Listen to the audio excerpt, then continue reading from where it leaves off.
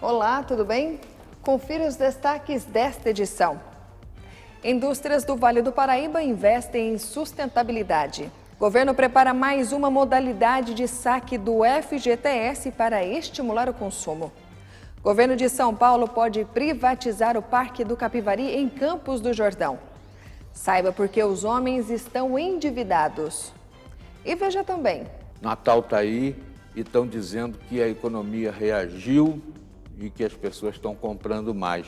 Vamos tirar provas. Zé Saldi, que é presidente da Associação Comercial Industrial de Taubaté, está aqui hoje com a gente. Nós vamos falar sobre vendas de Natal e muitas coisas interessantes sobre o comércio. Já, aqui.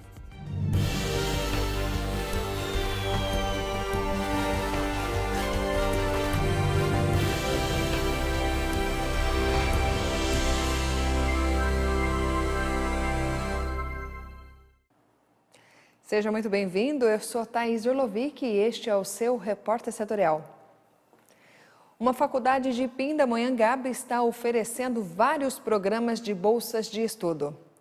Além dessas bolsas, a instituição tem parcerias com empresas da região e com o governo. Só a faculdade oferece 5 modelos de bolsas diferentes. Nós vamos conversar com o assistente social aqui da faculdade, o Ezequiel Tomé. Olá, Ezequiel. Conta um pouquinho pra gente sobre esses modelos que vocês têm de bolsa aqui. Olá, Ana Carolina. É uma satisfação estar aqui com vocês. Então, a faculdade de Pindamonhangaba, a FUNVIC, ela tem uma grande via de bolsas de estudo, né? Ela procura, de uma forma bem específica, atender o aluno na sua necessidade, ou seja, ajudar o aluno a realizar o seu sonho, né, de se formar, de se tornar um profissional. E aí a gente faz isso através dos programas de bolsa da faculdade, que são a Bolsa Social, que a gente chama de Bolsa FUNVIC, a Bolsa Incentivo, a Bolsa Inclusão, que são para os alunos iniciantes, né? A Bolsa Missionária e também o programa de Bolsa Esportivo, né? Que é um incentivo ao esporte também. Através disso tem a modalidade de bolsa também. Vocês têm parcerias também, né? Conta pra gente sobre essas parcerias. Sim, aí nós temos as outras modalidades de bolsa que são através de convênios, né, parcerias, que são com órgãos públicos, ou seja, que são as bolsas do programa do governo, que são programas sociais também, que é através do ProUni, que é através do Enem, o aluno faz o Enem, através da prova do Enem, e aí ele concorre à bolsa do ProUni. Há de se falar que o ProUni é um programa de bolsa do governo, mas que a faculdade ela precisa estar adequada a atender o aluno nesse programa de bolsa, que acaba sendo também um incentivo social da faculdade. Muitas outras universidades não têm um programa do ProUni, né? E a gente tem aqui, né, uma grande quantidade de alunos que atendemos pelo ProUni. Aí temos o FIES, que é um financiamento, onde o aluno ele vai, através da Caixa Econômica Federal, financiar o seu estudo, né? E aí fica através de um desconto de bolsa também. E tem um programa que é do governo do estado que chama Escola da Família, ou seja, o aluno também tem uma parceria com o governo do estado e com a faculdade, uma parte a faculdade custeia, outra parte o governo do estado custeia. Aí o aluno ele tem 100% de desconto, né, nas suas mensalidades. É um programa de bolsa muito interessante também. Muito obrigada, Ezequiel. Lá no site da FUNVIC tem também uma relação de algumas empresas que a faculdade tem parceria. Segue o repórter setorial. E uma pesquisa do IBGE evidenciou a desigualdade entre as regiões do país. Em 2015, 7 municípios respondiam por 25% do PIB brasileiro. Em 2015, apenas 7 dos 5.570 municípios do país respondiam por aproximadamente 25% do Produto Interno Bruto, ou seja, o que é produzido em São Paulo, Rio de Janeiro, Brasília, Belo Horizonte, Curitiba, Porto Alegre e Manaus é responsável por 1/4 de todas as riquezas produzidas no país. Na contramão, Palmas foi a capital com o menor PIB. Os dados constam na pesquisa PIB dos Municípios 2010-2015, que o Instituto Brasileiro de Geografia e Estatística divulgou nesta quinta-feira.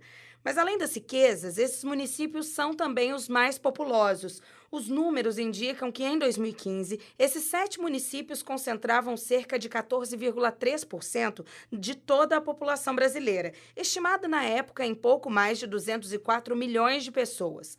A pesquisa do IBGE mostra desigualdades regionais, tanto no ponto de vista da concentração das riquezas quanto da distribuição da população. Indica, por exemplo, que em 2015, os 10 municípios com os maiores PIBs per capita somaram 1,3% de todo o produto interno bruto brasileiro e apenas 0,1% da população do país.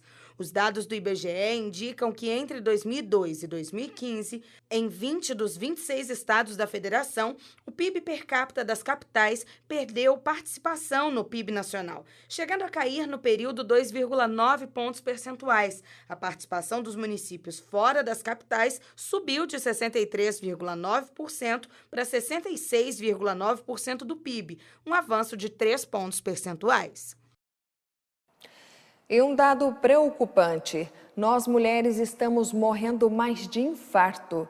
Para se ter uma ideia, há 40 anos o infarto era uma doença masculina, mas atualmente a cada 10 mortes por infarto, 4 são de mulheres. Segundo a Sociedade Brasileira de Cardiologia, o estresse e a dupla jornada feminina, aliados a hábitos prejudiciais à saúde, fizeram com que o número de mulheres vítimas de infarto crescesse 40% em 5 décadas.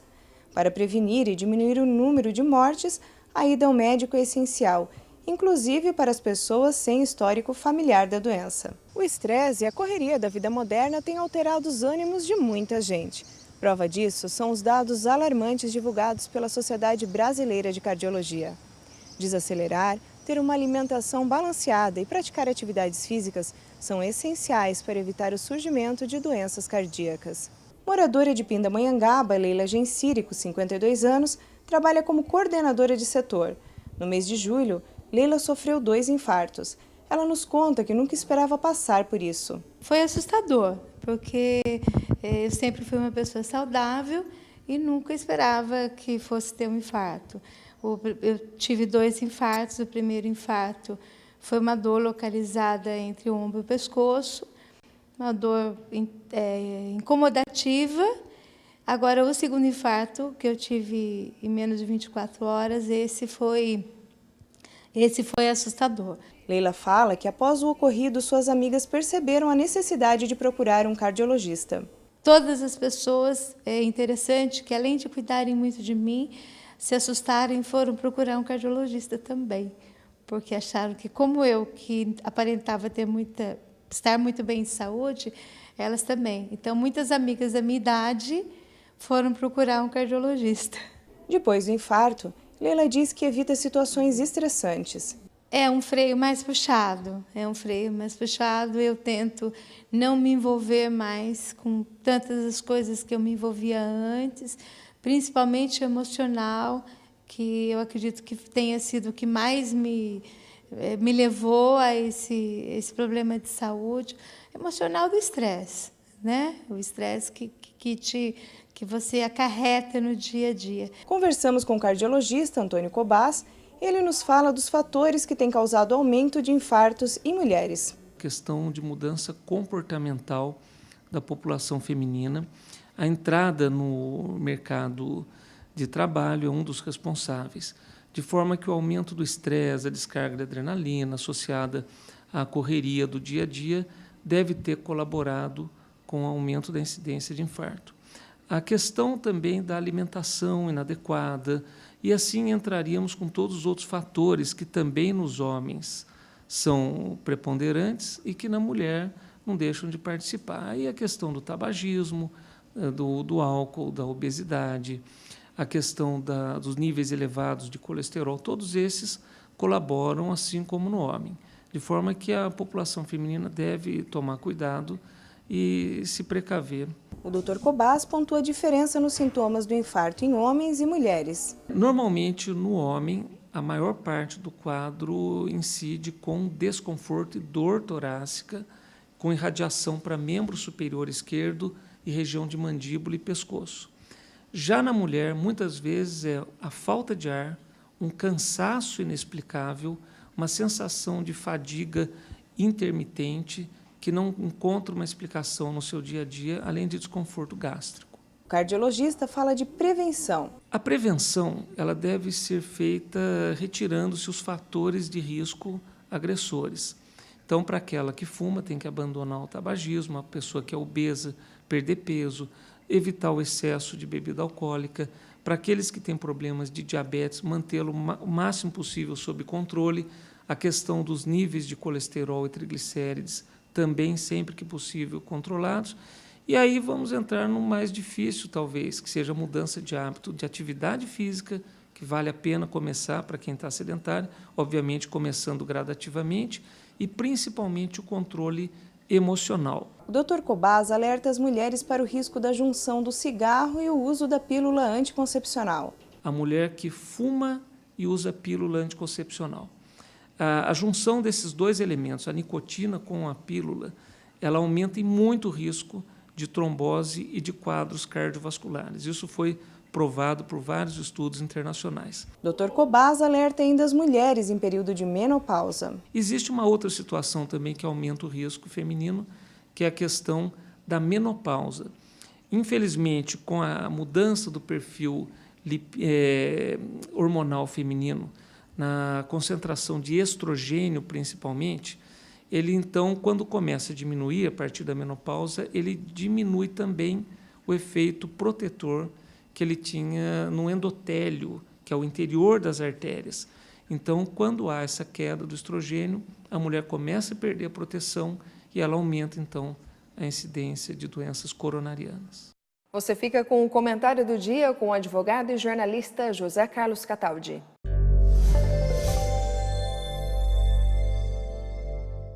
Amigos, às vezes eu sou tão assertivo nos comentários que tem gente que brinca, por que você não acerta na Mega Sena? E eu respondo, eu não gosto de jogo, sou contra presságios e sortilégios.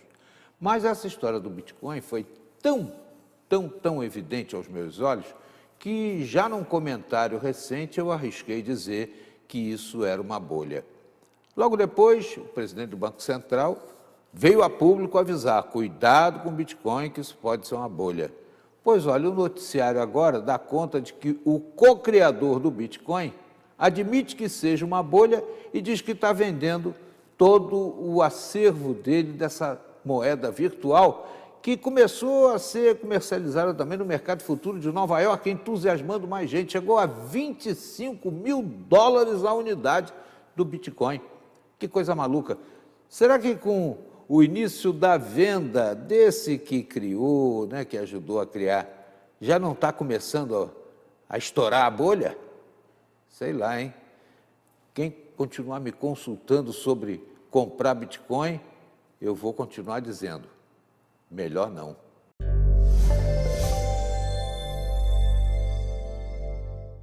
Depois do intervalo, indústrias do Vale do Paraíba investem em sustentabilidade. O repórter setorial volta em instantes.